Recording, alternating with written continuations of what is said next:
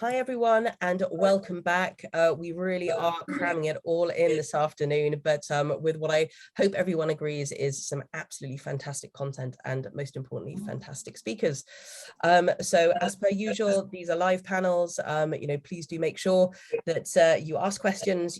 We will get to them as quickly as we possibly can. But in the meantime, there's nothing left for me to do but to introduce the next fantastic panel, which is the Femtech endorsement race, approval, market access and commercialization. So I'm going to hand you over to the moderator for this session. Rachel, it's over to you. Hi, everybody. Welcome. Glad to be with everybody. Do you hear an echo? Or no, it's okay. Delighted to be with everybody today to talk about Femtech endorsement, the race for approval, market access, and commercialization. And I have a terrific panel with me here today. Becky told me that I didn't need to give introductions, but I'm just going to say a brief word about everybody. Anyway, in terms of my background, I work in women's sexual health and reproductive health, growing brands and businesses from menstruation to menopause. I've been in the space a very long time, and when I started, there was not an entire conference or 6 conferences dedicated to this, so we've made a lot of progress. Today, we have a diverse range of experts. I'll start with Susan Trent, who's the CEO of Anula Therapeutics, and they focus on the treatment of incontinence, sexual health dysfunctions, and other associated disorders. And we'll talk about the process that her company uses. Welcome, Susan. Giles, who's the CEO, Giles Hamilton, CEO of ODX Innovations. It's a medical technology company focused on transforming the speed at which antibiotic sensitivity tests are performed on patients with urinary tract infections. Thank you, Giles. We look forward to hearing that. And Jenny Thomas, Program Director from DigitalHealth.London, who really runs the first digital health accelerator embedded within the NHS for the NHS and works with a cross-functional group. We're hoping also that Anula Jayasuriya, who's the founder and managing director of EXXclaim, will join us, who's an experienced private equity executive and VC. So if she joins in, we will incorporate her. So let's just jump right in. Can everybody hear me okay? Okay. So Jenny, in your role at Digital Health in London, you're looking at a range of businesses with a specific focus to do 2 things: improve care and reduce costs. When you look at that mission, mandate within women's health, where do you see the most momentum in terms of conditions, diseases, areas of interest? What's exciting you in the space right now? Thanks, Rachel. Great to be here today with you all.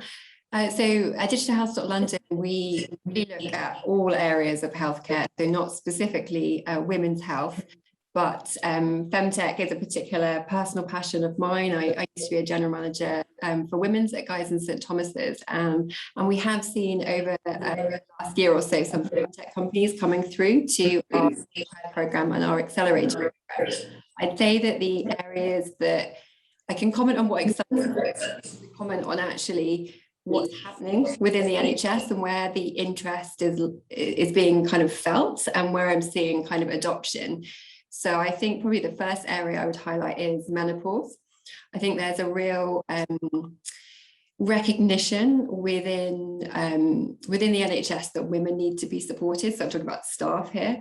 I gave a keynote at a presentation, at a conference last week in Birmingham, and a chief exec that spoke before me heard me talk about one of the companies on our current accelerator cohort that supports women going through the menopause. And he said to me afterwards, I want that solution for my staff. So that was really great to hear. And certainly we've seen real adoption rates kind of accelerate in that area.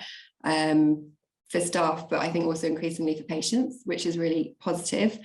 And I think there is also a recognition that women could be more supported. Well, not just women, but families can be more supported where they've recently become a parent, particularly for the first time. And there is some evidence that that's gaining some traction in the NHS. But in terms of areas where I'm personally excited, and I think there's a real opportunity to improve care and reduce costs, deliver operational improvements, I would say endometriosis too, in terms of the waiting list. I definitely think there's a real need. We know that on average it takes 9 years to be diagnosed, and we know that waiting lists have only increased for gynecology. So I would say that would be another area that I would highlight as well. Thank you so much. And certainly when we look at menopause, for those of us in the space in the US, it is clear that the UK seems to be ahead of us. There is a lot of interest now, a lot of investment, a lot of media attention, but everybody's trying to catch up to this, 1.1 billion people who'll be in menopause by 2025. Thanks so much, Jenny. So Giles, you have a very broad background. I wish I'd had a chance to describe it all. You're focusing on UTIs. I spend all my time, obviously, in areas that people aren't comfortable talking about. So I'm curious, and I'm sure people on the call are as well, how have you gotten the world to pay attention to something that most people don't want to talk about? It's uncomfortable, it's intrusive, it's a whole bunch of things. It's clearly a high need area. And part of the focus of today is really how do you get people to care, be interested, gain approval, market access, and commercialize. And it's often much bigger than the incidence rates, which we know are enormous. So can you comment on that? Well, great to be in, and thanks so much for your introduction overview. Anyone who's had a UTI or seen a relative or friend suffer already knows what a big issue this is, and it sadly affects over 60% of all women in their lifetime. So I think the understanding and awareness is there, but I think you're absolutely right. There's stigma around this. There's a horrendous backstory around what happens when some people in society hear the word T and I, and they think there's something else in front of the T and the I. So from our perspective, we're hoping that this area is going to be a bit like cancer and diabetes were. You go back 50 years, people who had cancer, diabetes suffered terrible stigma. That still sadly exists for us.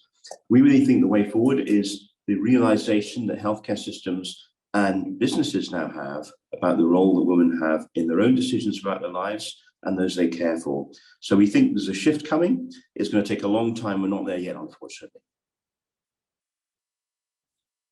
What are some of the things you're doing within your company to drive that momentum and push forward on that shift? I think it's getting an honest conversation about where there are gaps in provision. And we're doing it mostly privately with healthcare professionals and the bodies that they represent. We think, there's enough blaming and shaming goes on in women's health already. And if we go on the attack where there's poor provision, where there just simply aren't solutions in place, we're just going to alienate and create more problems. So what we're trying to do is have quiet conversations across the different parts of the value chain and also spend most of our time listening.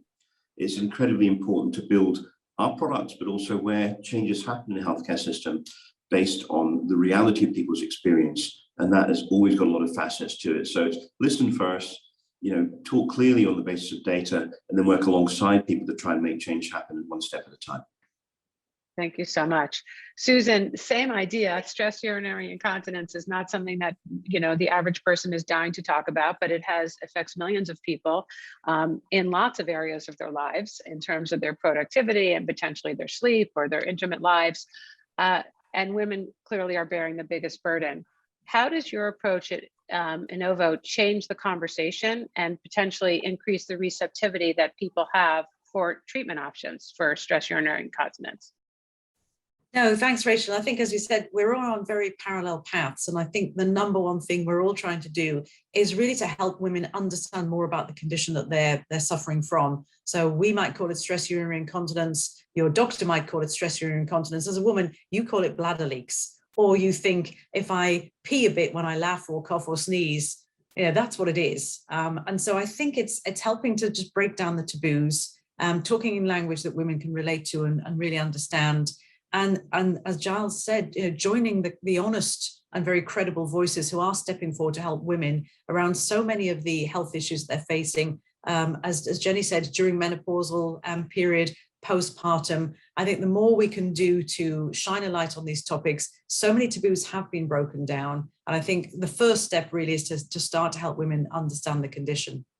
The next step and the approach that we're taking, particularly obviously at Innovo, is providing a solution that is really accessible for women, something that's very intuitive to them, something that's very easy for them to engage with. So our Innovo device, for those who aren't familiar, is it's a neuromuscular electrical stimulation wearable device. That sounds quite scary in itself. So what we really have managed to do is create technology that embeds that the technology into a pair of essentially a cycling shorts. So what you've created really is a very accessible, intuitive, wearable, non-invasive solution. So it bridges, I suppose, an area between a medical solution, but really a kind of wearable fitness technology. And that's how we're trying to help women realize there are solutions. They are, this solution is obviously very well supported clinically. It's been through a de novo FDA approval, but we have to make it feel comfortable for women to engage with. And I'd say the third approach that we take is very much about access to self-care. And I think we'll talk a little bit more about it in this session. How do we make sure we've created the most friction-free routes to the solutions women are looking for? Thank you so much. I'm going to ask you to talk a little bit about commercialization, just given where the conversation has already gone.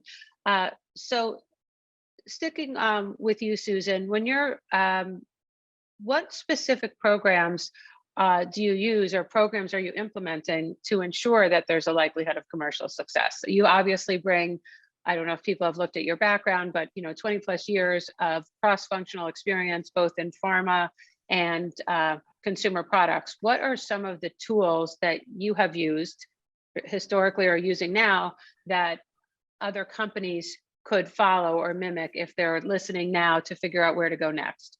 No, absolutely. And I came into Atlantic Therapeutics, as you say, after a 25-year career at GlaxoSmithKline. And my mission there was to bring those kind of slightly scary sounding, not very accessible pharmaceutical products into the consumer realm. And I believe so wholeheartedly that we have to provide people access to self-care. I think one of the most important things, of course, is the appropriateness of the direct-to-consumer model. And it starts, number one, with, do you have a condition? Are you dealing with a condition that is self-diagnosable? So that is the number one thing. And I think, again, when we look at something like stress urinary incontinence, it's very easy for a woman to think, my issue happens, with this when I laugh, cough, sneeze. So finding ways to help women really understand and self-diagnose their condition is certainly the first avenue to pursue. And I think we have to be very honest with ourselves about that, first of all. Otherwise, of course, healthcare professional intervention is incredibly important. So that's the first one. I think we need to help consumers be motivated to make a change. And so as these smaller startup brands, I think we need to be very disruptive in the categories that we're serving. Now, we all say the same. We want to see more and more solutions for women. We all want to rise with the tide of better solutions. So when we think about the competition, if you like, well, I'm really thinking about the pads and liners category. I'm thinking about the $9 billion that women are spending every year on managing symptoms. And I'm thinking how we can have the conversation with women that disrupts that conversation and says, yes, we know bladder leaks are normal, but leaving them and not dealing with them is not, and there is a solution. So really helping women understand that. And I think the most important thing, as we always used to say at GSK, these are brands that have to be consumer preferred, but expert recommended. The voice of the experts in this is so important. So we want to work with very credible healthcare professional endorsers, credible voices who are shining a light. We're seeing some fantastic journalists come out at the moment. You cite the UK, for instance, Davina McCall being so brave and honest about the condition of menopause, a number of very credible journalists who are coming out and helping women feel a bit more normal about talking about these conditions. So finding the right voice, being very credible, being very authentic with our consumers is really important. But ultimately for us, we pursued a direct-to-consumer license from the FDA because we know women don't go to their health professionals and talk about bladder leaks. So I think, and that's in the US, because women are prepared to engage in their own self-care, they're prepared to invest in their own self-care, they're not going to doctors to talk about the condition. So we have to bring the expert out to them and we have to bring the brand directly to them. And that's worked very well for us. Other markets are different. In France, women are prescribed a course of physical therapy after childbirth. Culturally, it just makes so much more sense. And so we choose access that most suits the market condition and most suits what the patient is looking for. So very much horses for courses, market by market. That's our approach. What's interesting to me, and Giles had mentioned this importance of listening. I remember work I've done in incontinence in the past, this insight around bathroom mapping, which was just so visual that women who, or anyone who experiences incontinence has that anxious feeling of always wanting to know how far they are from a bathroom. So in addition to the appropriate conversations and getting the healthcare practitioners and thought leaders on board, it's really speaking to the consumer in a language that makes sense and builds on a feeling that they might have to take action. So Giles, as you look at, we're all in COVID, you know, I'm sure we've all been on dozens of calls where the starting question is, okay, so what do you do now that we're in COVID? What I'm curious specifically for the work that you're doing is what impact COVID has had on any of your go-to-market strategies. You know, we've seen around the world that Femtech, sex tech, women's health is exploding. There's a lot more conversation. That being said, we're still in this unique period in our modern health history. And I think it's a great point. I see two things which may be relevant to people developing medical technologies at the moment and bringing them to market, some headwinds and some tailwinds. So the headwinds have been access to clinical sites. It's been very tough for anyone in the healthcare business the last year and a half because our colleagues delivering frontline care have been overwhelmed. So the main issues are most clinical studies which were not COVID related came to a halt. And so we were able to pivot and move to countries where we were able to continue that work. I'm also very, very lucky because UTIs are the largest outside respiratory infections, the largest cause of unnecessary antibiotic prescribing. So public health recognized that unless we can deal with this avalanche of inappropriate prescribing for people with UTIs who don't need an antibiotic, we're getting the wrong one, we're going to have a bigger AMR problem. So we were very lucky to get a special exemption to continue our studies. So I'd urge anyone developing something to think carefully about what pathways they can go in a time of pandemic that allow them to continue the clinical work. Second key issue in terms of headwinds have been regulatory studies that have come to a halt. So anyone who's in the regulatory process for the device, it's going to take them a while to get back onto their feet. Coming back to your point about, you know, what are the impacts for us more widely and for other companies, I think we've seen in the first half of this year, 28% of consultations in the US have been done remotely. So we've seen the last 10, 15 years of people talking about digital health happening has suddenly exploded.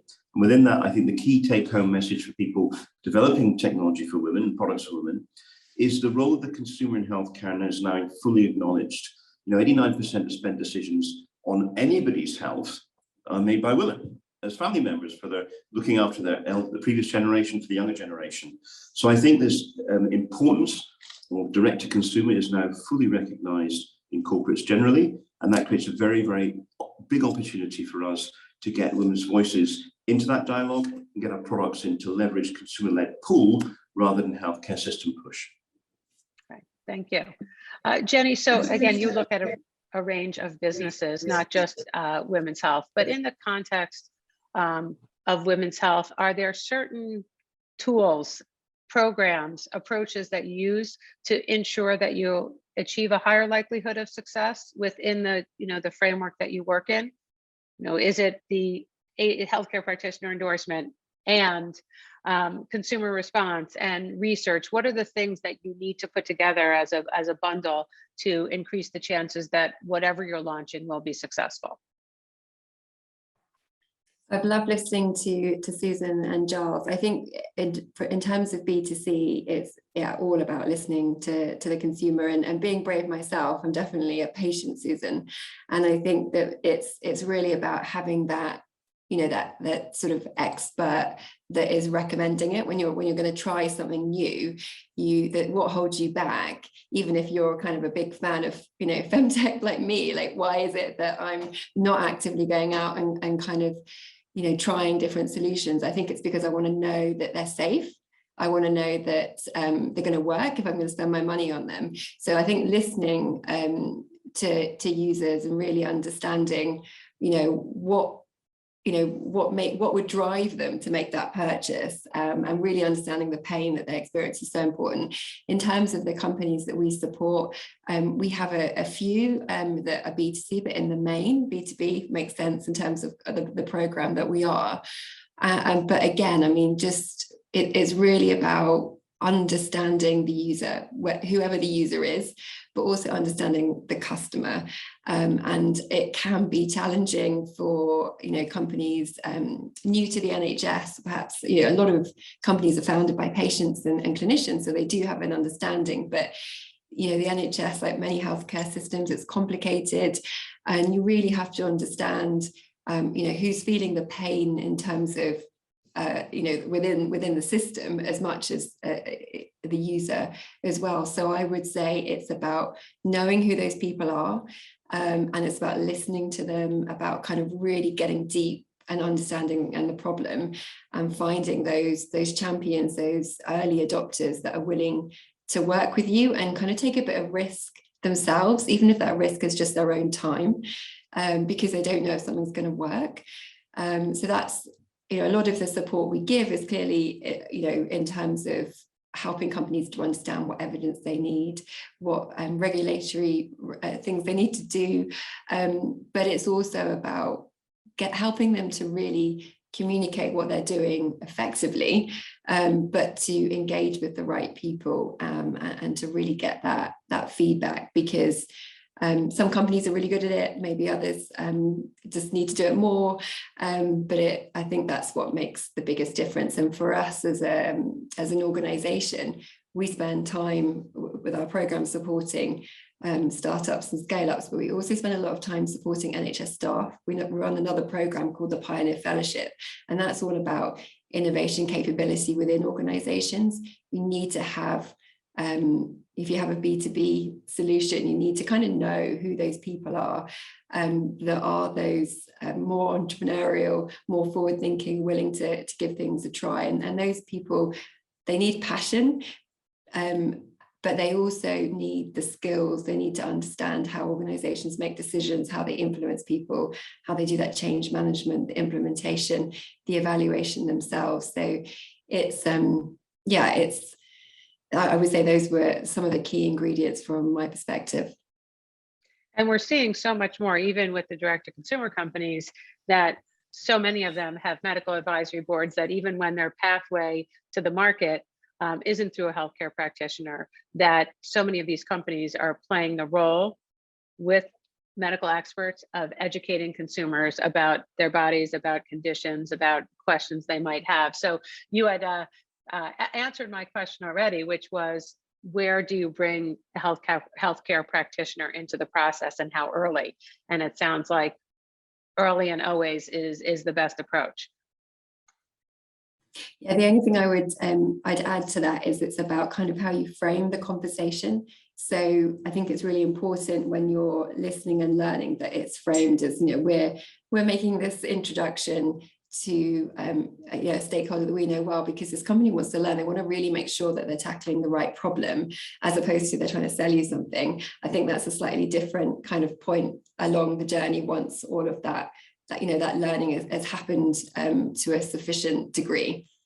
Yeah, and I think it's important to recognize that these companies aren't trying to replace healthcare practitioners or direct medical advice, but augment and fill in some of the blanks. And as Giles said, put the power in the person's hands. Susan, when you're looking for products, and again, this is looking at your broad experience, do you have a preference for certain regulatory paths, or do you have experiences with patterns that more often lead to success, given that the focus of this for people listening is, how do I get my product to market? How do I get people to want to use it? Yeah, I mean, nothing beats the credentials that come with something that has been a prescribed product. I think that is a bit of a fundamental. So following that pathway of going through the hoops and hurdles of getting a really credible regulatory approval is important. So for instance, at de novo, there was nothing else on the market like us, so we had to go to a full de novo FDA. We had to do a full-scale RCT, really solid clinicals. And although that was, hard work and onerous and expensive, etc., ultimately what it results in, of course, is a product that is incredibly well validated and endorsed. So I think that is important. Having said that, I would say a piece of advice is be prepared to make the bold leap, because when you sort of looking back and thinking, what could we have done differently? What could we have done quicker, for instance? We had an RX approval. This was actually before I joined the organization, but Atlantic Therapeutics had the prescription approval in the US first. And so therefore tried to launch the product as a prescription product. And we all know that is a long, slow build, and there are hard yards to win to get there.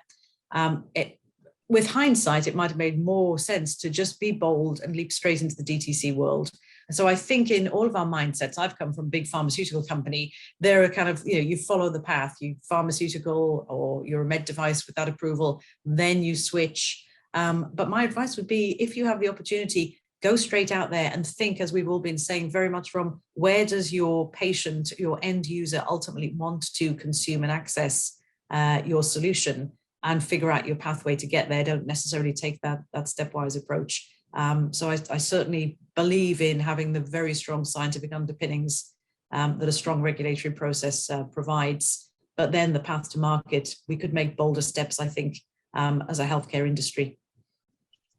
Terrific. And Giles, I see you nodding energetically. So as you're developing your products and commercialization strategy, how do you design your research to support your claims? Similar, in the same vein as what Susan was talking about, but if you're ultimately trying to communicate, who are you building the claims to support? Is it the healthcare practitioner? Is it the consumer? Is it both? It's both. I think there was a great point made earlier about some really great existing playbooks about how you get endorsement and how you make change in healthcare. Usually it takes at least 10 years, right? So I think your point is really— Well, we have 45 minutes during this panel, so let's see how far we can get. Well, I think the claims thing is shifting a bit. We all know about the benefit of having at least 3 RCTs, getting good papers published. That pathway is well established, and it's a foundation stone. From the point of view of our own claims development, what we've done, rather than just using rhetoric about listening, we've gone out and spent a lot of time in user settings. So we've gone to as many of the settings that people who experience UTIs are in. And so that's everything from pharmacies, neighborhood clinics, established clinics, hospitals, GPs offices, PCP offices. We've done that in several different countries. And we've also been very careful about our own bias. So slightly unusually, we spent a good 6-figure sum on third-party research. So rather than just us coming in with our own view of what we think the world is, particularly for me as a man, okay, men get UTIs, but that happens to us when we're very small, very old, typically. So what we've done is we've allowed third-party research to come in, film interviews, transcribe them, analyze them, and share them across our organization and with partners. The second thing we've done is to go and actually look very carefully about the data that sits behind this.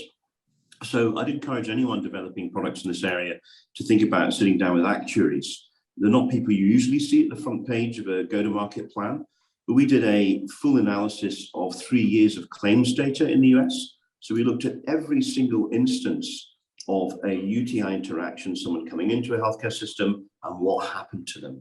So we were then able to actually go to people, mainly men, who didn't really know what a UTI was and weren't used to talking about it. We just went with very hard economic data, and we said, look, this is actually what's happening. It's how much costing you. So even before we had a device ready to go, we actually had our health economic impact assessment done. And we had it done in a language that a payer gets, and that a man who drives spreadsheets might not particularly understand UTIs, but they can see a big cost and a big opportunity. So I think thinking about the claims, it's what's a claim for, who's your audience, work back from that, and then open your mind to non-traditional approaches. And in the context of that, is it fair to assume that you're also looking at productivity and absenteeism and lost days and things like that, which are not necessarily a hidden cost, but one that's not always looked at? Absolutely. There's so many conditions that have a very, very big indirect impact, obviously on the individual themselves, but time out, but also time out and the impact on others as well. Susan, for you, I'm curious, in this COVID world, what has changed for you regarding your path and your process as well as your progress? Just checking I was unmuted. Just checking I was unmuted there. I couldn't remember if I was unmuted or not. I think, again, looking back, I mean, when we were all in the midst of it, it was hard to diagnose what was COVID related, what wasn't. We launched our brand direct to consumer on the 16th of March, 2020, the day the US went into lockdown. So it was not the best day, but at the same time, we gained traction, certain, I suppose, factors that we hadn't considered, played into that. More people were at home watching TV where we were advertising.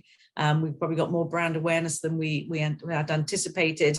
But I think the bigger kind of macro impact of it has no doubt been the acceleration of digital health, and no doubt the increased comfort of people to access healthcare without sitting face to face with a healthcare professional. So that certainly has been one impact. And I feel like there's also just a much bigger focus on health and wellness in general. I think people are assessing their health and wellness, thinking about what they can do to maintain their health over time. When we've seen the impact of COVID on older populations thinking about their health, being more self-assured about what they can do to make a positive impact. So despite the fact that organizationally, no doubt for all of us, it was a very tough time. It's been very hard to run businesses remotely. We've had to think very carefully about the health and well-being of our employees and how we've kept the business together during these times. No doubt we've all emerged slightly shaken from the experience, no doubt. If we have truly emerged yet, let's see. Yeah. But I think we have taken some positives out of it, and we're seeing a very different healthcare landscape. And we have to think about now the burden on places like the UK, on the NHS. We've got to come up with solutions that are going to take some of the burden away on some self-diagnosable, self-treatable conditions, so that the NHS can afford to do the really big stuff.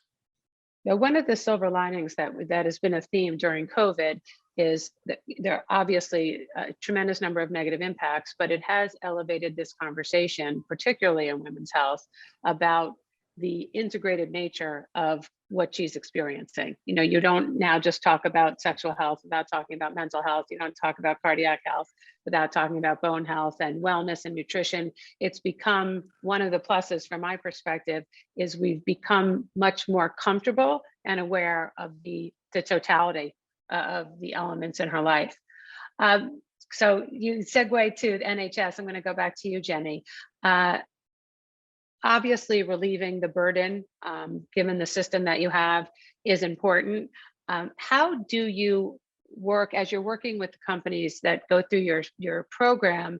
How do you help them with reimbursement, or if there's people who are looking at going through an accelerator?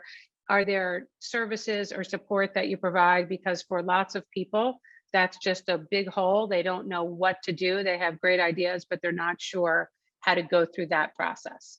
In a few minutes, can you give some pointers on how people might think about approaching reimbursement?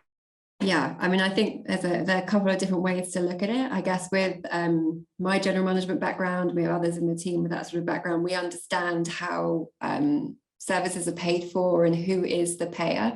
So it's about explaining that. I guess in the kind of simplest way, it's about doing some of the stuff that Giles talked about. It's really about understanding, what's going to be the return on investment, and how do you describe that for somebody? How do you look at what the benefits are and work out the business case as you would anything? So that's the kind of, I guess, the sort of approach that was pre-COVID and remains there as an option.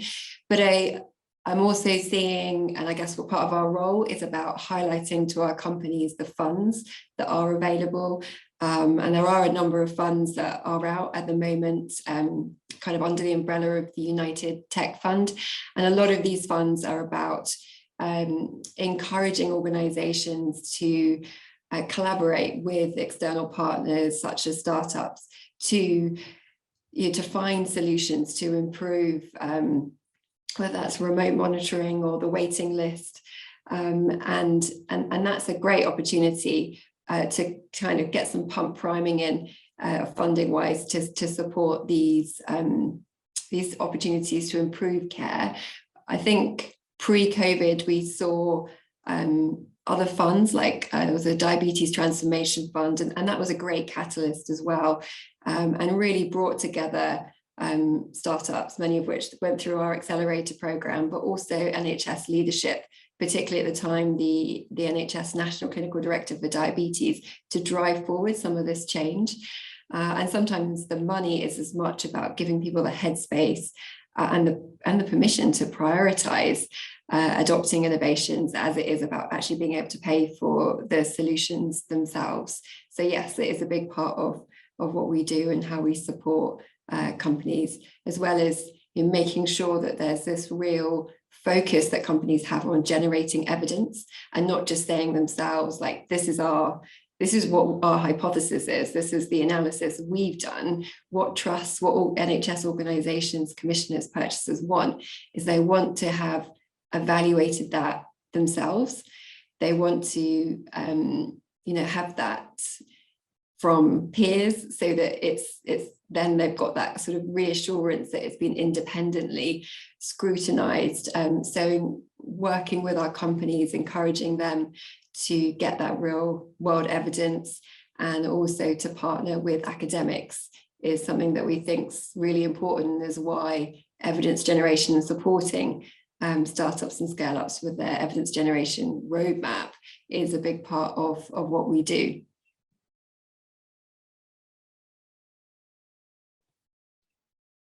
Thank you for that. So we have a few more minutes for a few more moments of conversation, or if any questions come in, we're happy to address those. I would like you to give advice to some of the people who are listening. So I'll start with you, Giles. What do you wish you knew? What do you want to tell people who are in this space, and lots of people who are entering Femtech and working on getting a product approved? It's not their first rodeo. They've been in other businesses. Are there some pitfalls that you didn't expect that you might have fallen into or tripped that you can help other people avoid as they think about going through this process? Because what you're all describing is it's way bigger than just having an idea. It's way bigger than the actual solution or service that you're providing. There's so many things that have to happen for you to build a successful business. Yeah, I think in terms of what we didn't expect to find, I guess the thing that we knew there'd be a bit of a challenge in is in any underserved area where there isn't existing good solutions, how fatigued everybody is. I think that was a big thing, is just how tired people in the front line of delivery. I'm a member of the Society of Urological Nurses of America, got a great conference coming in St. Louis. And when you sit down and talk to people who are seeing patients coming in day by day, and they don't have a good solution for them, people are really, really tired. So I think you've got to be very, very careful that you start, as I said, from the basis of understanding what their issues are, and you only bring your solution out when you know it's real. So I think the thing I'd guide everyone to do is to go very frank and say, look, we know this, right? Can we just check in with you on this bit? Do we know it? We're not so sure about this. So I think being really candid on where you're not, on the things you don't know. And the thing that's absolutely wonderful about this area at the moment is there's such a pent up level of desire to see better provision. And what's been an absolute joy for us is when you go in very honestly able to say, here's what we've got, here's what we're not, what do you think we should do? People will engage with you. So sure, you've got to watch out for intellectual property, you've got to watch out for what's commercially confidential, but there's a tremendous amount of goodwill out there to help anyone with a good idea right now. So I'd encourage anybody to come to forums like this, speak to their peers, speak to people on the channel, and just ask for help when you need it, because you know what? Yeah. Most of the time you'll get it. Thank you. So Susan, along the same lines, you've worked globally. There's no playbook that works everywhere, but from your perspective, are there some best practices of where companies or entrepreneurs should think about piloting versus testing and scaling? You know, you had given your example about a product had approval in the US. Some people think that's an easy market to crack. Other people think that's the most difficult one to start in. What is your perspective? I would say overall, don't be afraid of focus. I think when I came into the organization, and I think it's probably typical of startup organizations, everybody wants to pack the revenue line with as many opportunities to show the potential. But the reality is we're fairly small organizations. And if we can do one thing well somewhere, we're proving our models. So that's my number one piece of advice to anybody now. And I completely echo what Giles said. This is an incredibly generous community. and way more so than I imagined it would be. So, you know, going out for advice and talking to your peers is really important. But one of the first things I did was say, let's stop doing stuff and let's just focus on getting it right in one place. And that for us happened to be the US. But I think the principle of proving out the model, showing it's scalable, showing it's sustainable, and then lifting it and shifting it into other comparable markets is definitely the model that will work best for us. And I am really enjoying the freedom of only doing one thing and doing it well, rather than in my previous career when there was a lot of, you know, shiny new pebbles to go after. So that's advice: avoid the shiny new pebbles, do the one thing, keep this core backbone of your strategy going. And then once that starts to come to fruition, you can start to, it's almost like the new opportunities naturally fall out of that. So that's my number one piece of advice. Thank you. And Jenny, you're working in a complex system already with a lot of players. What are some of your thoughts about where companies should think about piloting, or before they even apply to your incubator, should they be at a certain stage?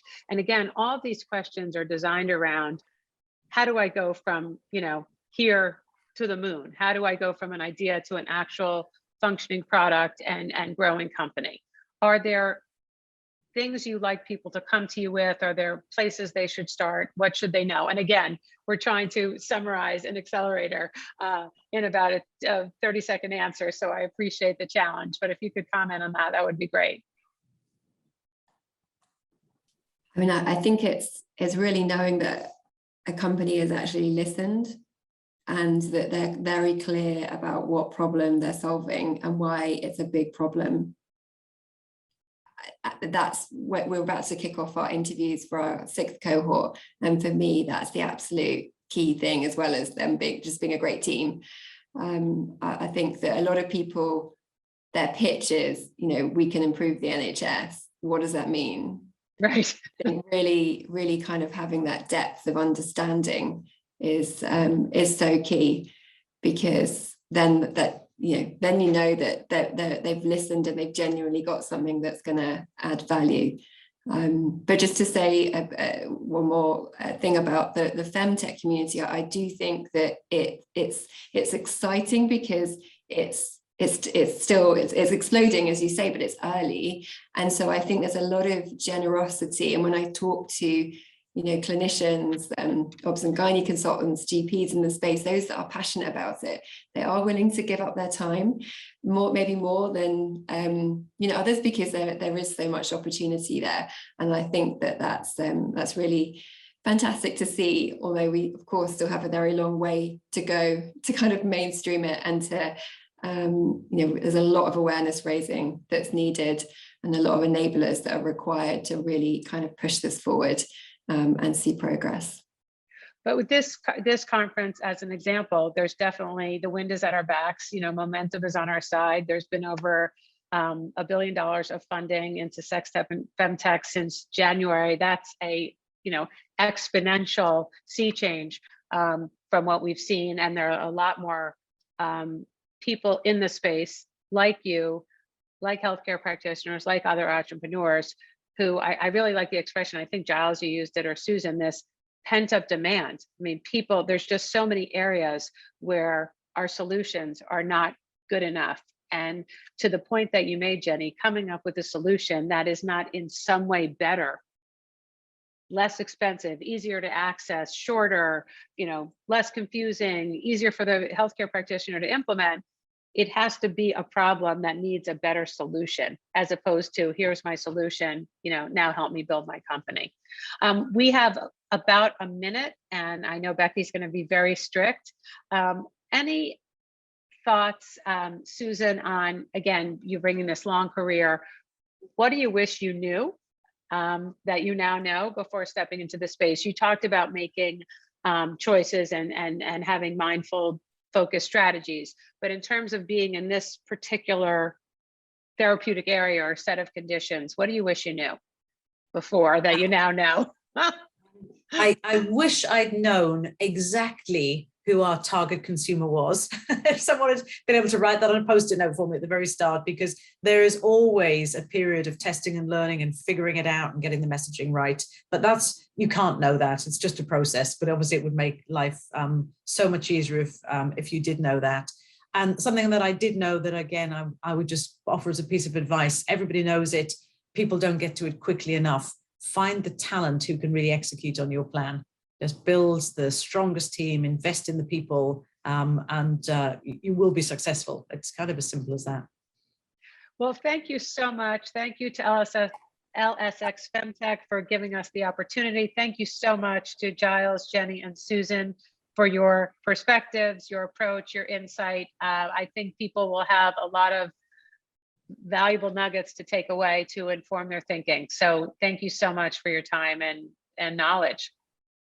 Thank you. Thank you so much, Rachel, Thank you. and obviously to the fantastic panelists that we have joining here today. Just a personal thank you from me as well. You mentioned sort of how open the sort of Femtech community, women's health community is, and I'd just like to say that, you know, that's certainly what I found when researching and, you know, speaking to so many amazing individuals involved within this community. So thank you for that and for taking the time today to share all your insights. So we're nearly there at the end of Femtech Leaders. We're going to discuss impact investment in literally 15 minutes. So again, time to switch from one topic to another, but I hope to see you all there in just a few minutes.